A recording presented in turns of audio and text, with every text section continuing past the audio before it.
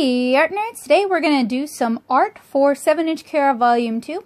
We have a really cute illustration of Pancake here, getting all feisty with a ball. This is art that would be used at the bottom of a page, and I hope you guys will check out 7-inch Cara Volume 2 and the upcoming Kickstarter to see how this illustration gets put to use. So the materials I'm using in this tutorial are a piece of gatorboard, blue painter's tape, my daily driver palette as you guys can see here, a small ceramic palette, a cup of clean water with a paint puck in the bottom, various brushes, most of which are silver black velvet brushes, which are a mix of synthetic and squirrel hair brushes. I also have a paper towel just to kind of help catch drips, as well as a brush stand. So the first thing I'm doing is I'm mixing some ultramarine deep, Sennelier's ultramarine deep, with a little bit of water and painting that underneath the ball and Pancake to create a cast shadow.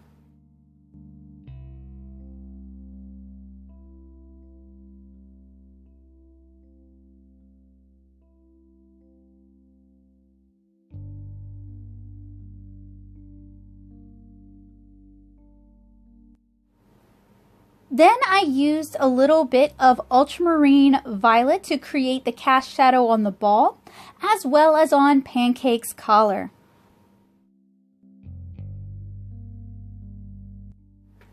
Next, I have a mix of cool yellow that I'm painting as the base for Pancake's eyes. His eyes are a very bright green, so I like starting off with a cool yellow.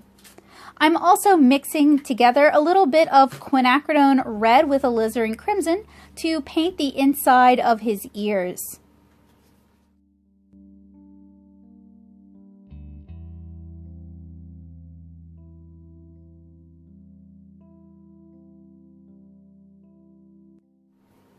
And I'm using a little bit of yellow ochre to paint the little metal around his neck.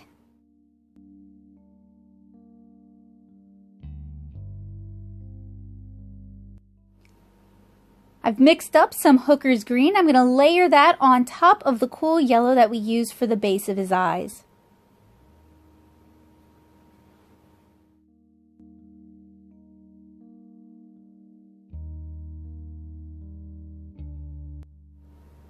And once that dried, I add another layer of Hooker's green on top of it.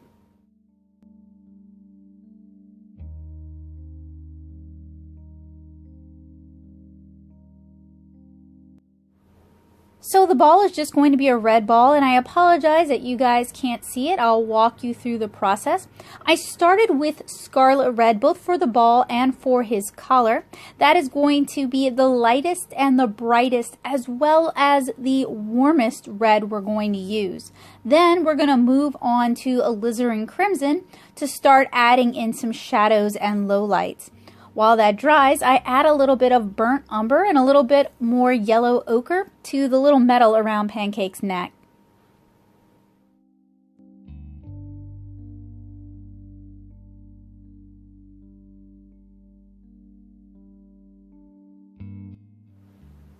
So I've added my alizarin crimson. I'm going back into Pancake's eyes with that cool yellow. Since it's slightly opaque, I can layer it on top of our green to achieve a little bit more depth. Now I'm using some naphthalene maroon on the ball and on the collar while it's still wet. That's going to give us a more diffused blend.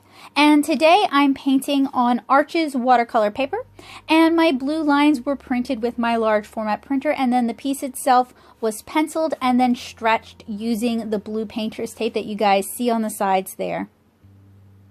So I'm going to use a little bit of masking fluid at this point. And I'm going to mask off Pancake's eyes so I can paint the majority of his body. He's a black kitten, so it's very helpful to be able to mask off his bright green eyes rather than slowing down and trying to work around them. And as always, I do apologize that my bangs are getting into the shot.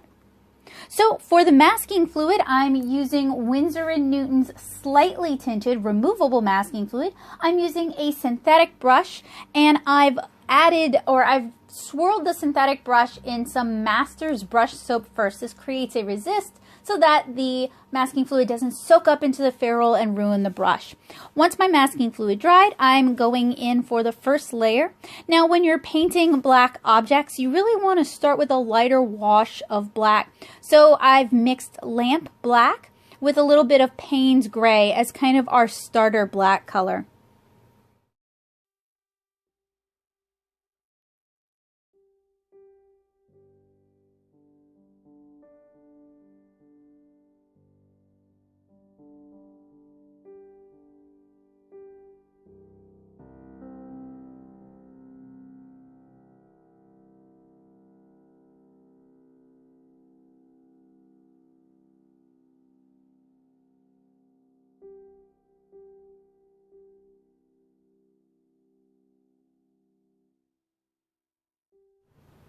And for this layer, I've done a pretty basic black fill.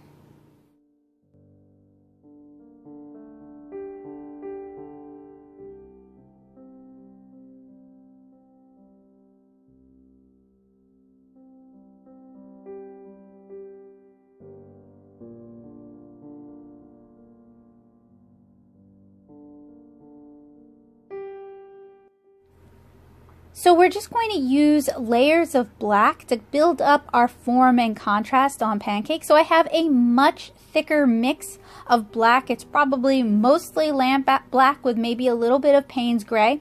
What I probably did is I probably just allowed the paint in my ceramic palette to completely evaporate. And I'm working carefully to just leave a little bit of rim lighting on his head so it seems like the light is hitting his little kitty forehead, and I'm leaving the pinks of his ears unpainted. The first layer I did with the black, I painted all of him, and that creates kind of a gray cast to the pink in his ears. On this second layer, though, we're leaving the pink.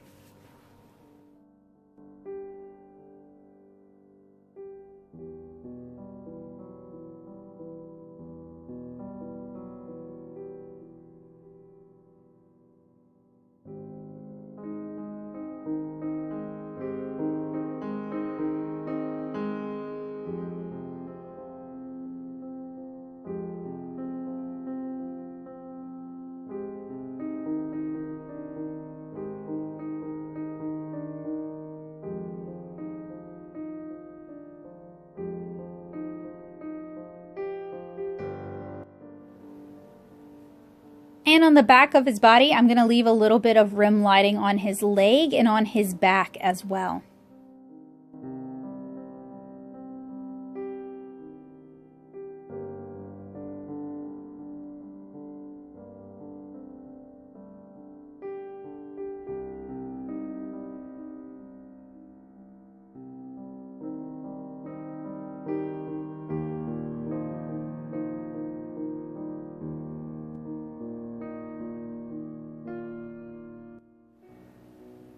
We've zoomed in so you guys can get a better look. This is the third layer with the black, so it's one of the more saturated layers. And I'm not going to be covering as much with this layer as I did with prior layers. This is really just to create the darkest shadows, because even an animal with black fur, you're going to have areas where the hairs are catching and reflecting the light a little bit. So I wanted to show that in my painting.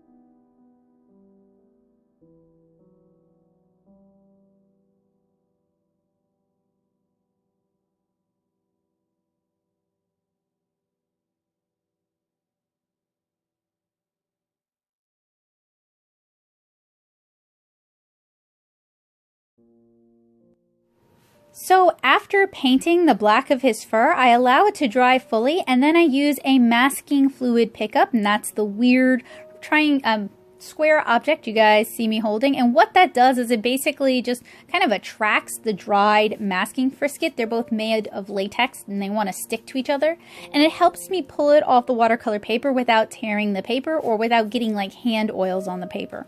Once that's been removed, I can color in the the pupils of Pancake's eyes using black.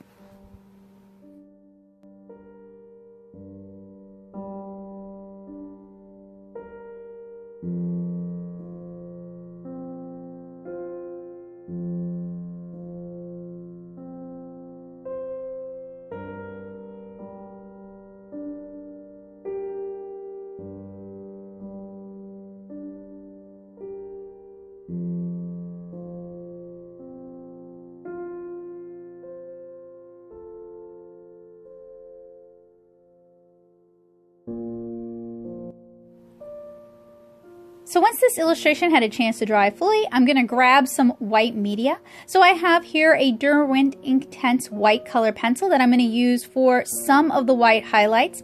You guys can kind of see my face popping in the frame. That's just so I can get a better look at what I'm doing. Usually the camera takes pride of precedence, gets the best view in the house, and I just have to kind of work around the camera. So sometimes you'll see parts of my face or my nose or my hair peeking into the frame. And then I'm going to use a little bit of white gouache, and this is an opaque watercolor, and you just add enough water to give it kind of a cream-like consistency. And I'm using a really small brush to add like the highlights to his eyes, or to add white to his whiskers, or white highlights to the ball and to the little metal that's around his neck.